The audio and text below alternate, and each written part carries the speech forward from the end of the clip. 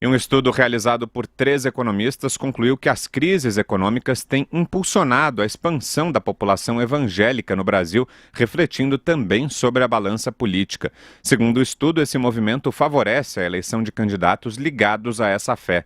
Os autores acreditam que os brasileiros adversamente atingidos por essas crises tornam-se mais suscetíveis à forte retórica religiosa de cura dos problemas pela fé que é apresentada pelas religiões evangélicas. A pedido do jornal Folha de São Paulo, os autores realizaram uma simulação que indica que problemas como o aumento do desemprego e a queda da renda nas áreas afetadas pelo choque econômico justificam um crescimento de cerca de 10% de adeptos a denominações como as pentecostais e neopentecostais entre 1991 e 2000. A conclusão é que para cada 1% de queda esperada de renda, a adesão ao pentecostalismo cresceu 0,8%, isso nos anos 1990. A pesquisa aponta ainda que parte dos evangélicos convertidos pela fé ou convertidos pela crise é dissidente do catolicismo. Bem interessante esse estudo, hein, Thaís? Bem interessante. Olhando do ponto de vista político e do ponto de vista de 2022, é uma ótima notícia para o Bolsonaro, né? Dos pré-candidatos que já apareceram por aí, ele é o que tem maior conexão com esse segmento religioso, que representa 30% do eleitorado no Brasil. Lembrando que em 2018, ele teve o voto de 70% dos evangélicos. E hoje, pelas contas que ele mesmo faz, a gente falou sobre isso um pouco ontem, pelas contas que ele mesmo faz, conforme me contou uma pessoa bastante próxima do presidente, se ele consegue voto de 85% desse eleitorado, ele já está no segundo turno. Então, significa dizer que na cabeça do presidente, se ele conseguir, se ele se empenhar em agradar única e exclusivamente esse segmento, ele já chega onde ele quer chegar, que é o segundo turno. Então, a meu ver, o problema disso aí Bom, a gente tem que esperar que ele não se esqueça que o Estado é laico, que ele não governa para os evangélicos, mas para todos, né? E que ele não decida agora pautar o governo por essa régua única. Fala, Josias. Esse estudo tem muita lógica, né? Em tempos de crise, é natural que as pessoas busquem na metafísica um lenitivo para o drama que é imposto pela realidade. Então, o estudo tem lógica. E eu não vejo o fenômeno como algo absolutamente deletério, ao contrário. Em comunidades mais humildes, a igreja funciona como um refúgio mesmo, a pessoa encontra amparo, amparo social, amparo espiritual, e não é só retórico, há uma rede em que as pessoas se protegem umas às outras, se ajudam.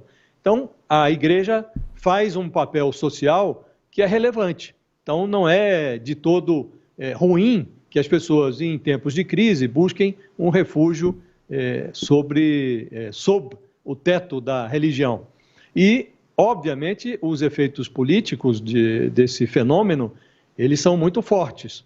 E o Bolsonaro já enxergou isso há mais tempo, já se beneficiou desse fenômeno e zela para que seja novamente favorável a ele, o eleitorado pentecostal evangélico, embora ele seja um católico, pelo menos no gogó, ele se diz católico, ele é casado com uma evangélica, ele prestigia tudo quanto é evento evangélico, ainda meses atrás ajoelhava defronte do bispo Edir Macedo, numa cerimônia da Igreja Universal, então ele faz todo um ritual, segue todo um ritual. Eu tenho uma tese para essa veneração do Bolsonaro em relação às igrejas. O Bolsonaro, não podendo se servir das alianças tradicionais da política, porque ele faz a imagem, faz a figura do antissistema, sendo beneficiário do sistema há 3 décadas, eleito e reeleito dentro desse sistema, ele faz a pose de antissistema. E, em consequência, ele não pode fazer as alianças tradicionais com partidos como o MDB, que tem grande capilaridade no país. Então, as igrejas pentecostais são, na verdade, o MDB do Bolsonaro. Ele substitui essa capilaridade partidária pela capilaridade religiosa e tem sido muito bem sucedido nisso. Esse estudo tem lógica e o maior beneficiário ou nenhuma no plano Bolsonaro. Fala, Constantino. Olha, eu acho que o estudo já larga com uma certa visão preconceituosa que quer comprovar aquilo que os autores acreditam, de que, de alguma forma, o crescimento da religião, em especial evangélica, se deve a um desespero, à miséria, à pobreza. Existe essa visão preconceituosa na elite, sejamos francos. Eu vivo num país que tem uma base muito forte, muito sólida, evangélica, e é um país muito mais rico que o nosso. Eu acho que os evangélicos vêm crescendo no Brasil sistematicamente, justamente porque a mensagem ressoa mais com essa prosperidade, com essa busca individual do sucesso que, de certa forma, tradicionalmente a Igreja Católica condenava, né?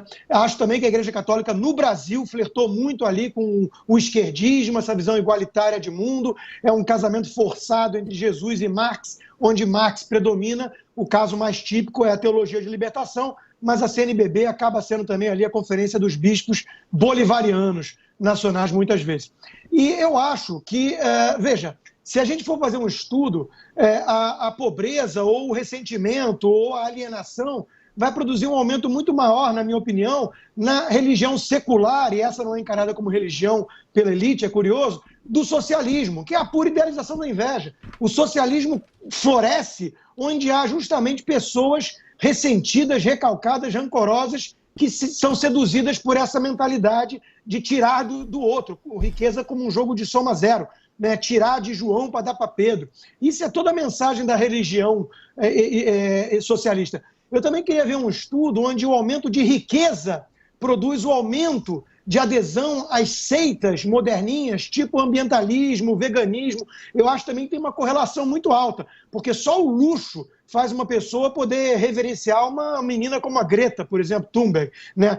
Isso é coisa típica de elite entediada, onde tem abundância e você começa a flertar com ideias meio malucas. Então eu acho que há muito preconceito da elite em relação à população evangélica no Brasil. Os evangélicos podem ser de esquerda ou direita, Marina Silva é evangélica. Agora, tem que ser coerente. Eu acho que o povo brasileiro em geral está cansado desses desvalores progressistas, que atentam contra a família, tradições, tudo isso, né? Os bons costumes. É isso que a população não aguenta mais. O Bolsonaro fala a essa turma. Pode ser evangélico ou não. A Marina Silva, quando vai lá e suaviza para o aborto, para drogas, essas coisas, essas bandeiras progressistas, ela perde voto dentro dos próprios evangélicos. Mas não é porque é evangélico ou não, é porque o povo quer decência e cansou da pauta progressista. Então, acho que a gente tem que tomar algum cuidado com esses estudos para não cair nessa narrativa maniqueísta e preconceituosa, repito, de boa parte da elite brasileira que olha para os evangélicos como um bando de ignorante, alienado e massa de manobra de pastores picaretas. Como se não tivesse um bando de pastor picareta no esquerdismo que domina a política brasileira.